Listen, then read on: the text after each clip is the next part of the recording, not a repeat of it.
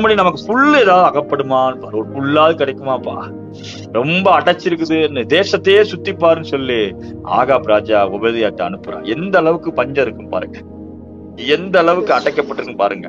ஒரு புல்லு எங்கேயாவது கிடைக்காதா? எனக்கு ஏதாவது ஒரு புல்லுள்ள இடங்கள் கிடைக்காதா? எனக்கு ஏதாவது ஒரு ஆசீர்வாத வேலை கிடைக்காதா?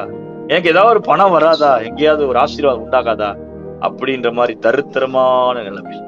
ஆனா வேதத்துல சங்கீதம் 23 சங்கீதக்காரர் சொல்றாரு, கர்த்தர் என் மேய்ப்பராய் இருக்கும் பொழுது, ஹல்லேலூயா, அவர் என்னை புல்லுள்ள இடங்களில்தான் மேய்ப்பார். சொல்லுங்க, எனக்கு புல்லுள்ள இடங்கள் தான் வரும். ஹல்லேலூயா, ஹல்லேலூயா. உன்னை புல்லுள்ள இடங்களில தான் நான் மேய்க்க போறேன். உன்னை தண்ணீர் அண்டையில தான் உன்னை நடத்துவேன். ஹல்லேலூயா. என் ஜனத்துக்கு நான் தண்ணீரை கொடுப்பேன்.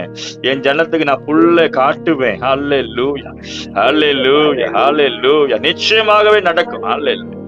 ரெண்டு விதமான நன்மை, புல்லும் வரும்,